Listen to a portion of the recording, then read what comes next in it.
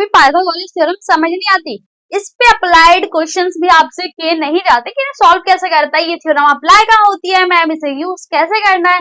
अगर आपके ये सारे डाउट हैं या फिर इस थ्योरम के बारे में आपको जीरो से कुछ नहीं पता, तो चलिए आज जानेंगे हम पाइथागोरस थ्योरम के बारे में, जो कि एक बहुत इंपॉर्टेंट टॉपिक होता है और ये आपको फ्यूचर तक ही काम आता है फॉर्मूला। तो देखते हैं आज की वीडियो में कि पाइथागोरस थ्योरम क्या होता है, इसको यूज कैसे करते हैं और इसके क्वेश्चन सॉल्व कैसे करना है। इस वीडियो के एंड तक जरूर बने रहना, जिससे अपने सारे डाउट क्लियर कर सको पाइथागोरस थ्योरम के ऊपर। तो बच्चे शुरू करते हैं। उससे पहले अगर आप हमारे चैनल पर नए हैं तो हमारे चैनल को सब्सक्राइब कीजिए, लाइक कीजिए, शेयर कीजिए और अच्छे अच्छे कमेंट कीजिए। बाकी चलिए शुरू करते हैं। अच्छा, ये थ्योरम पढ़ने से पहले हम देखते हैं कि ये थ्योरम अप्लाई कहाँ होती है, कि इसकी कोई स्पेसिफिक लोकेशन होती है कि हाँ हमें इसे देखना है तो हमें अप्लाई करना है। तो बिल्कुल ये थ्योरम सिर्फ राइट एंगल ट्रायंगल के लिए ही अप्लाई होती है। तो पहला पॉइंट तो यही हो गया, ये सिर्फ राइट एंगल ट्रायंगल के लिए यूज होने वाली है। राइट एंगल ट्रायंगल क्या होता है, तो चलिए स्टार्टिंग से स्टार्ट करते हैं।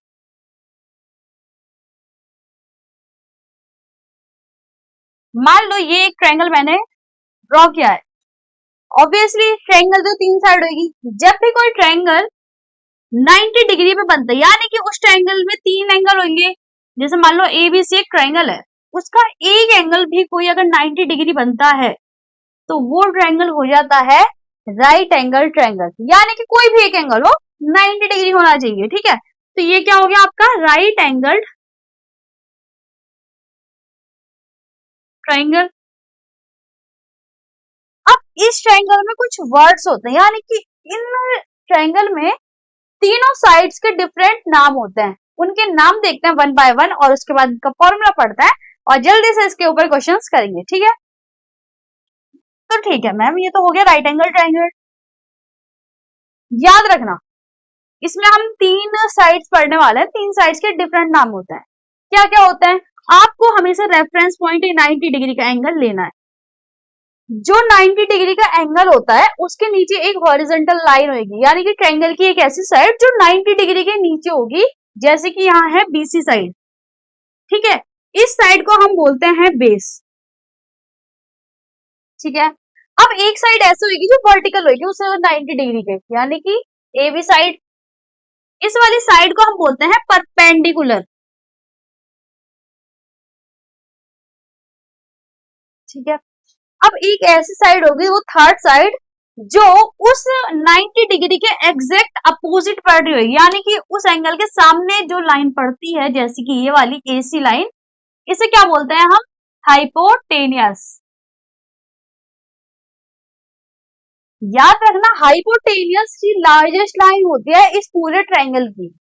ठीक है, इसका एक फॉर्मूला है जो आपको याद रखना है, जब भी राइट एंगल ट्रायंगल दिख जाए तो ये फॉर्मूला आपके दिमाग में एकदम क्लिक करना चाहिए। ठीक है, तो फॉर्मूला लिखती हूँ जिसको हम पाइथागोरस थ्योरम कहते हैं। ठीक है, पाइथागोरस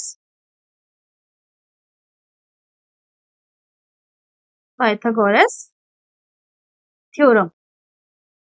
पाइथागोरस थ्योरम बोलती है कि मान लो हमारे पास एक राइट एंगल ट्रायंगल है। पहले अप्लाई किसके लिए होती है मैं बता देती हूँ। पाइथागोरस थ्योरम सिर्फ राइट एंगल ट्रायंगल के लिए अप्लाई होती है, राइट एंगल ट्रायंगल। अब ये थ्योरम आपसे बोलती है जब भी आपको राइट एंगल ट्रायंगल दिख जाए तो उसकी साइड का ना निकालने का एक ना फॉर्मूला होता है। वो फॉर्मूला बोलता है हाइपोटेनियस का स्क्वायर, हाइपोटेनियस का square is equal to perpendicular का स्क्वायर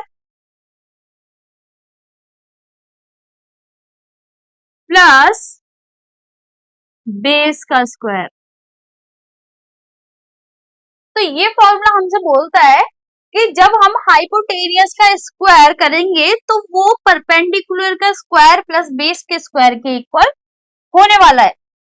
ठीक है मैम, अब इसको मैं शॉर्ट फॉर्म में ऐसे भी लिख सकती हूँ, आपको इतना बड़ा जरूरत नहीं है। हाइपोटेनियस को मैं H से रिप्रेजेंट करूंगी, परपेंडिकुलर को P से, प्लस बेस को मैं B से रिप्रेजेंट करूंगी।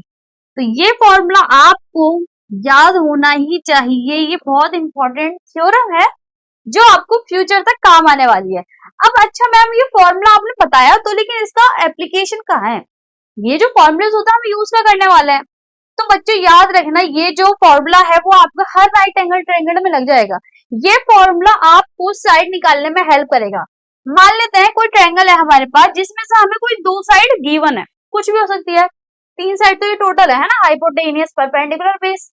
इसमें से कोई भी दो साइड आपको गिवन होगी, थर्ड कोई आपसे पूछ ली जाएगी कि हमें ये बताओ, तो आपको वहां पर ये थ्योरम अप्लाई करके इस फॉर्मूले को लिख के उसकी साइड निकालनी है। ठीक है, जैसे मान लो मैंने परपेंडिकुलर गिवन है, मुझे बेस गिवन है, मुझे हाइपोटेनियस निकालना है, तो मैं ये वाला फॉर्मूला अप्लाई कर दूंगी, जो वैल्यूज उनकी जगह पे रख दूंगी और सॉल्व करेंगे। ठीक है, चलो एक क्वेश्चन देख ही लेते हैं, है ना। चलो मान लो मेरे पास एक ट्रायंगल है, कोई भी लिख देती हूँ मैं, पी क्यू आर ट्रायंगल है मेरे पास, और ये राइट एंगल ट्रायंगल है, 90 डिग्री यहाँ बन रहा है। अब मेरे को बताना है कि बताओ साइड पी आर क्या होगी, इसकी लेंथ बतानी है मुझे। तो मैं क्या करूंगी, सबसे पहले राइट एंगल ट्रायंगल है यानी कि पाइथागोरस थ्योरम यहाँ अप्लाई तो होगी, है ना, इतना डन है। तो हम लिख दूंगी, तो मैं लिख दूंगी in right angle triangle P Q R applying Pythagoras theorem. अब ये थ्योरम का फॉर्मूला क्या है आपको ये वो याद रखना पड़ेगा, हाइपोटेनियस का square is equal to perpendicular का स्क्वायर प्लस बेस का स्क्वायर। अच्छा कौन कौन सी साइड गिवन है ये देखो, ये जो क्यू आ रही है ये कौन सी लाइन है, ये है बेस, यानी कि बेस मुझे गिवन है 3 सेंटीमीटर। ठीक है, और ये कौन सी लाइन है, ये है आपकी परपेंडिकुलर, यानी कि मुझे परपेंडिकुलर भी गिवन है। अच्छा परपेंडिकुलर की वैल्यू है 4 सेंटीमीटर, मैं परपेंडिकुलर की जगह रख देती हूँ 4 सेंटीमीटर का स्क्वायर। ठीक है, बेस का गिवन था 3 सेंटीमीटर, तो ये हो जाएगा 3 सेंटीमीटर का स्क्वायर।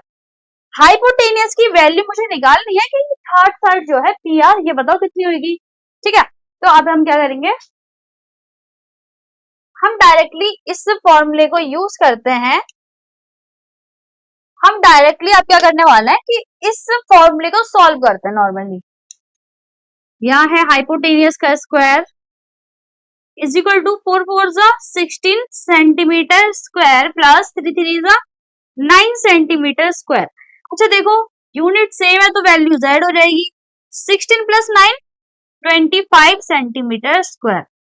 अब यहाँ देखो, अभी मेरे पास सिर्फ हाइपोटेनियस की स्क्वायर की वैल्यू आई है और मुझे चाहिए किसकी वैल्यू, हाइपोटेनियस की, यानी कि मेरे को ये स्क्वायर सॉल्व करना पड़ेगा। ऐसा करते हैं दोनों साइड रूट ले लेते हैं, है ना। मैं लिख देती हूँ by taking square root both side. Square सिर्फ रूट से कटेगा तो मैं क्या करूंगी, दोनों साइड रूट लगा देती हूँ, यहाँ भी रूट लग गया और यहाँ भी रूट लग गया। अब रूट हटाने के लिए यहाँ देखो, इस रूट से ये स्क्वायर हट जाएगा, यहाँ क्या बचा हाइपोटेनियस। ठीक है, मेरे को ये नंबर्स के ऊपर से हटाना है। देखो सेंटीमीटर स्क्वायर है, इसका तो हट गया रूट, है ना। 25 का रूट है, इसे कैसे हटाएंगे, एलसीएम लेंगे। हम 25 का एलसीएम लेंगे और देखेंगे इसके फैक्टर्स, 5 5 जा 25, 5 1 जा 5। इसके फैक्टर क्या है, 5 इंटू 5, तो 5 इंटू 5 में लिख देती हूँ 5 इंटू 5, या फिर कह देते हैं 5 का स्क्वायर, अंडर रूट 5 का स्क्वायर। यहाँ सेंटीमीटर स्क्वायर था वो कैंसिल आउट हो गया, इसके स्क्वायर से ये हट गया, यहाँ क्या बचा 5 सेंटीमीटर, यानी कि हाइपोटेनियस की वैल्यू क्या आई है आपकी 5 सेंटीमीटर। होपफुली आपको ये जो मैंने एप्लीकेशन बताई है आपको समझ आई हो। और बाकी एक ट्रिपलेट में आपको बता देती हूँ जो आप याद रखना। ठीक है, जैसे कि याद रखना कि किसी भी ट्रायंगल में 3 साइड होती हैं, अगर किसी की 2 साइड गिवन होगी, जैसे कि मान लो इसमें 3 और 4 गिवन थी, थर्ड साइड हमेशा 5 होगी। और याद रखना ग्रेटर साइड होगी ना वो हमेशा हाइपोटेनियस होगी, क्योंकि हाइपोटेनियस इस ट्रायंगल में सबसे लंबी लेंथ की साइड होती है, ठीक है। एक ट्रिपलेट ये याद रखना 3 4 5 का पेयर होता है ट्रायंगल में। एक होता है 5 12 13 का, 7 24 25। तो ये 3 ट्रिपलेट मैंने बताए, ऐसे बहुत सारे होते हैं। तो बाकी आप याद रखना। इससे याद रखने से बस ये है, आपको कैलकुलेशन में ज्यादा हर्डल नहीं रहेगी, है ना। आपके माइंड में एक आइडिया रहेगा कि हाँ आंसर ये होने वाला है, तो आपका टाइम कम लगने वाला है और श्योरिटी भी रहेगी। बाकी अगर आपको ये लेक्चर पसंद आया हो, जो कि डायरेक्ट टॉपिक बेस्ड था और बहुत इंपॉर्टेंट भी था, है ना। तो अगर आपको ये वीडियो पसंद आई हो तो हमारे चैनल को लाइक करना, शेयर करना, सब्सक्राइब करना मत भूलना। बाकी मिलते हैं ऐसे ही अच्छे से कंटेंट में नेक्स्ट वीडियो में। Bye bye.